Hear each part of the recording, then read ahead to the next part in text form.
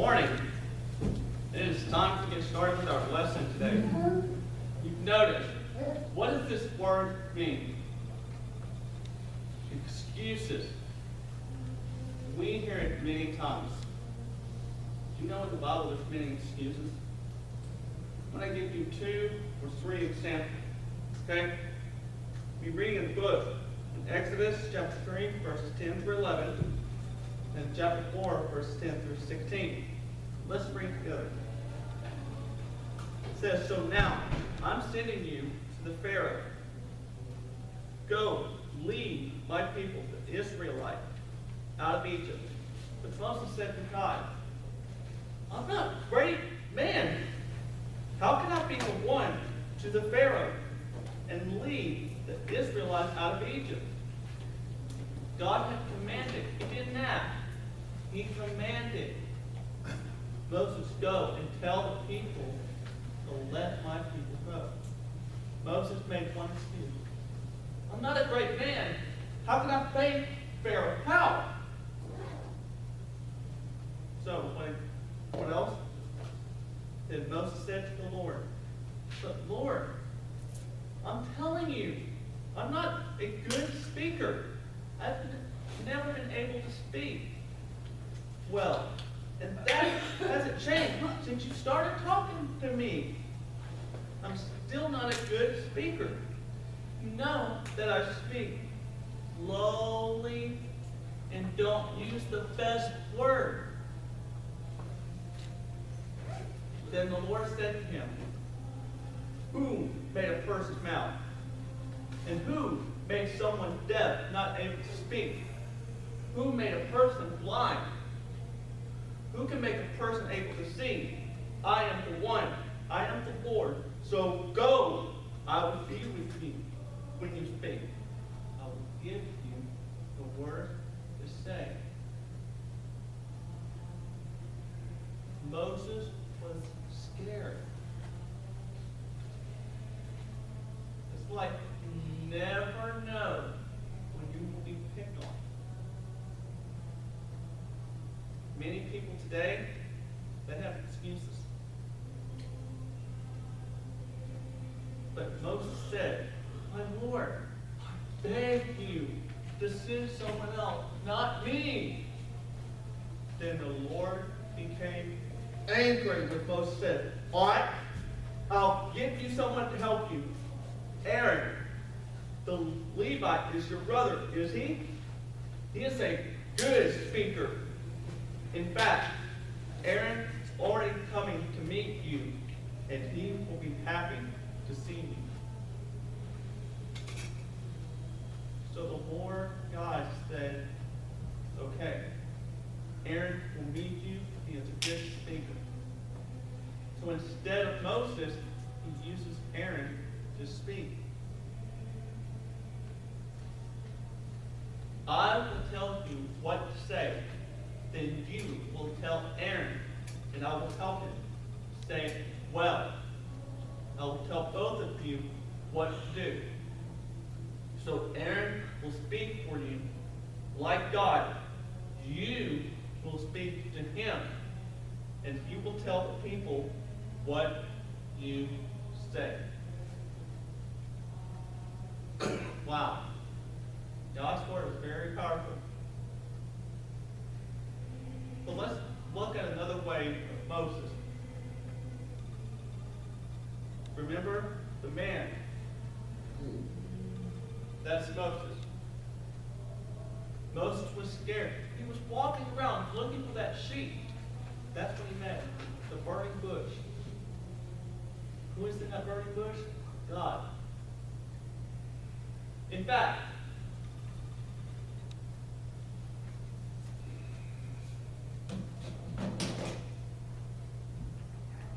Moses did not realize how important he was. Did you know that his name is mentioned in the Bible 788 times? About 788 times. A lot of names. He was very important, but he still made an excuse. I don't important. No. That's an excuse. Look at young Timothy. Paul. Sometimes he had some excuse, but he was very important. A young man,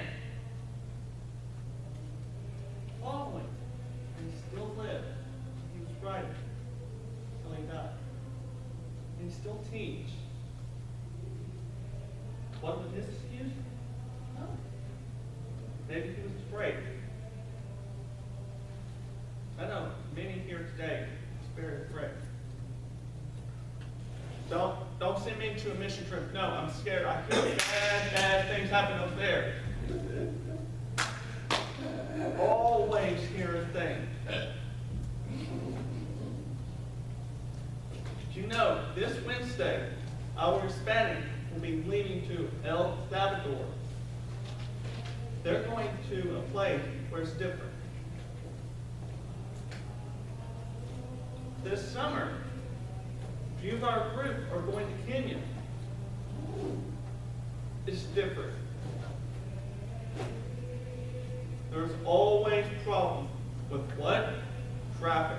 Problem with electricity. Last year, I've experienced it. Sometimes electricity will continue for a few hours and boom, for all night. What's my excuse? No.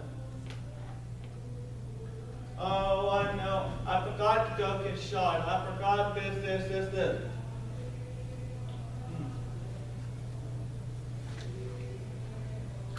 Now, we're going to focus on Aaron. Did you know when Moses went up the mountain, many people complained, Aaron, we need to, why are we waiting for Moses? We're waiting and waiting.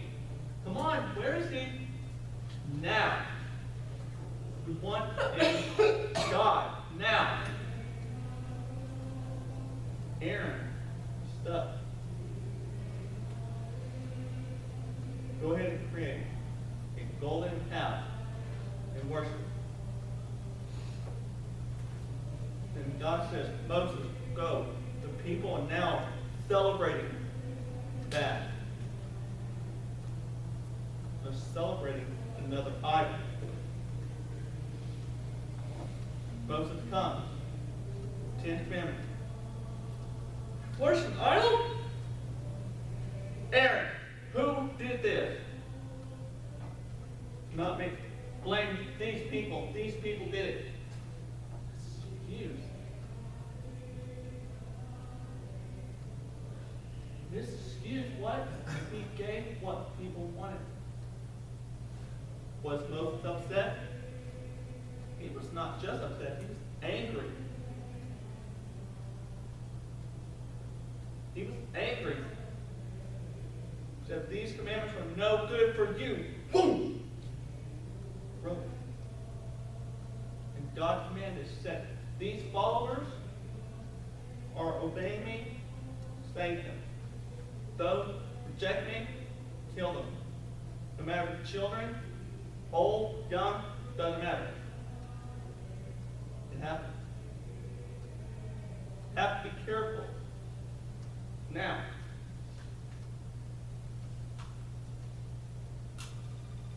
the commands of God are not too difficult. The excuse that God's commands are too difficult is only true to those who don't want to change. Oh, it's difficult. I gotta get up in the morning, I get dressed, I gotta wait for a bus. I don't want to come to church, I'm tired. God's commands are clear to those of honest heart. Look here. He got up, ready, dressed. You came here to church. Why? Because you love God. You want to honor God. You have any excuse? I'm working too hard. I'm tired. I need my sleep. I'm tired. Look at Charles Lewis. He worked 3 jobs. Still drives the bus.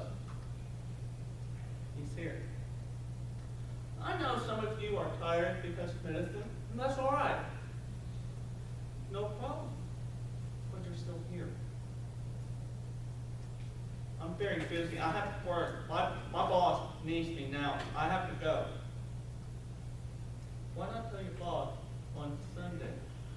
Don't mind put it off, and I'll work Monday, Tuesday, Wednesday, Thursday, Friday, Saturday. Why not that? Your boss can be flexible. Some people work all week, want smelling green. What's that green for? Money. I'm already a Christian. I don't need to go to church. I'm already baptized. I'm already saved. I know. Oh, Easter coming? Fine, I'll go to Easter. Christmas coming? I'll go to Christmas. No. Come every Sunday, morning and night, Wednesday night. Come. I've already been doing this for years. Why should I change now? I'm already a Christian all long time ago. Finished.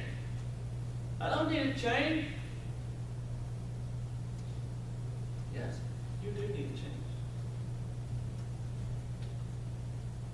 Every time while I'm driving, I drive home, drive to the store, and sometimes I would see death members.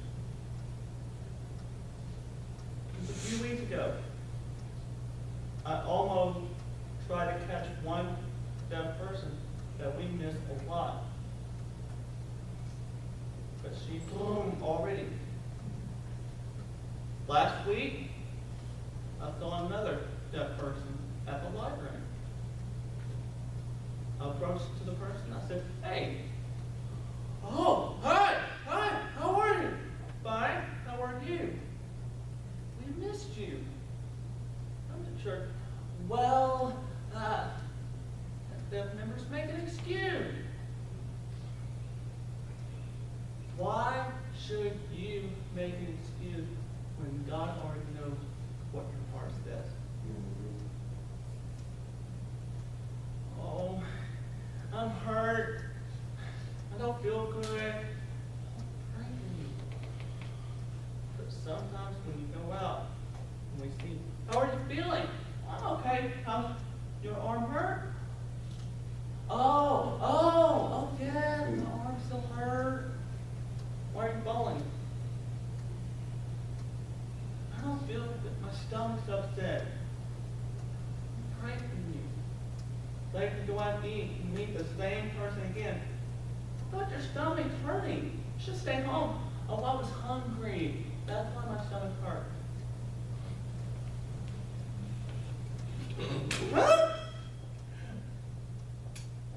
I'm going to give you another person. I remember while I was interpreting in Muskogee with the good speaker, himself, the fisherman. No arms, no legs. And he still fished. Wow, hit me. And then later, met another person. I went to a workshop in Alabama before I moved here, and I remember a man named Nick. Nick was born without arms and legs. But guess what? He played basketball. He plays soccer. He goes fishing. He swims. He didn't care what people say. I want to show you a video now.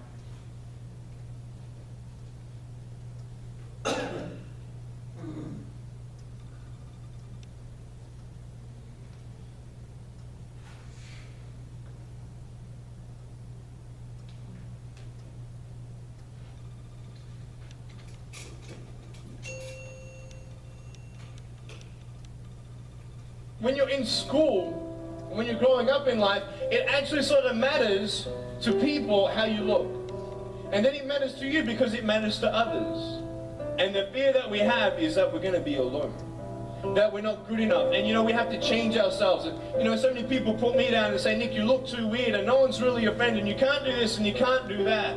And I couldn't change anything. It's not like just fixing my hair one day and everything's fine. I couldn't change my circumstance. I couldn't just one day wake up and say, hey, give me arms and legs, I need arms and legs. It was so hard because people put me down. And I started believing that I was not good enough. I started believing that I was a failure. That I'd never ever be somebody who people would like or people would accept. And it was so hard, man. I thought to myself, I can't go on the soccer field like everybody else, and I can't ride my bike, and I can't skateboard, and all these sort of things. And I started getting depressed. I thought, what kind of purpose do I have to live? I mean, are you just here to live to die? I mean, is there not a purpose for me? Is there not a purpose in life? And I had questions and no answers. And I asked my mum and dad, why did this happen? I asked doctors, why did this happen? And they don't know. There are some things in life that are out of your control that you can't change and you're going to live with. The choice that we have, though, is either to give up or keep on going. I want to ask you, what are you going to believe? Are you going to believe in yourself? Are you going to believe everybody else's judgment on you? How did I get from depressed to where I am today? Because I tell you, I was depressed. When I was age 8, I used to concentrate on the things I didn't have. I wish I had arms and legs, and I wish I could do this. What can I do? You see, I have a choice.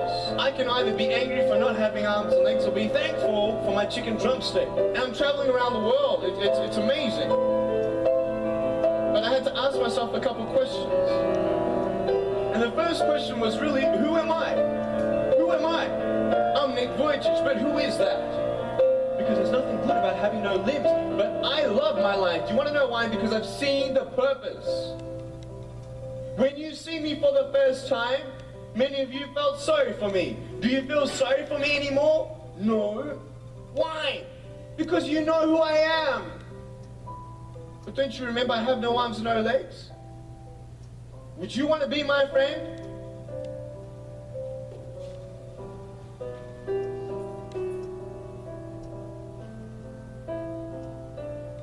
Heart is what separates the average from the exceptional.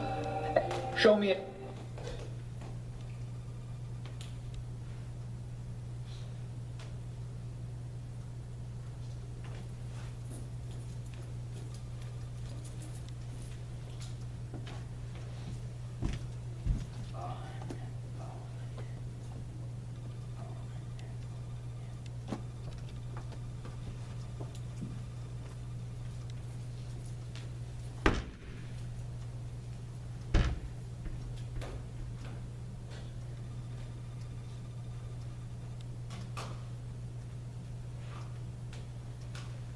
Many people don't realize that.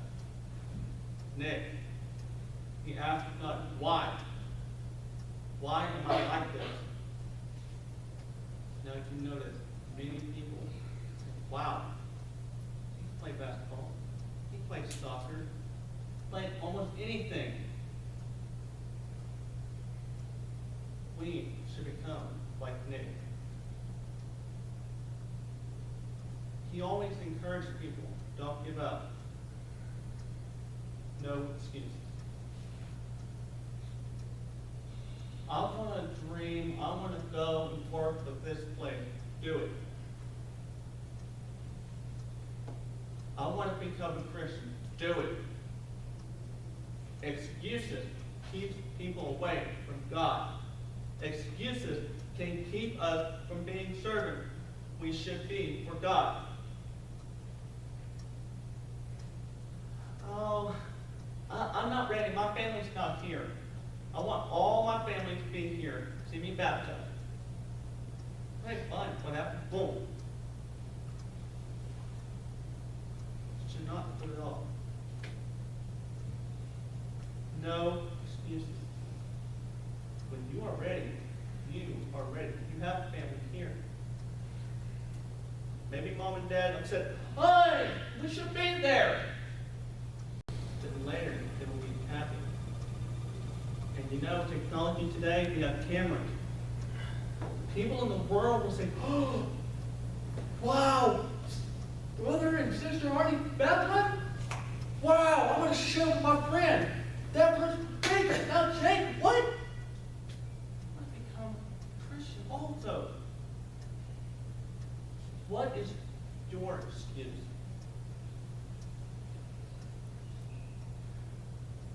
I'm not ready to change. I don't want people to pick on me. People will pick on everyone every day, 24/7.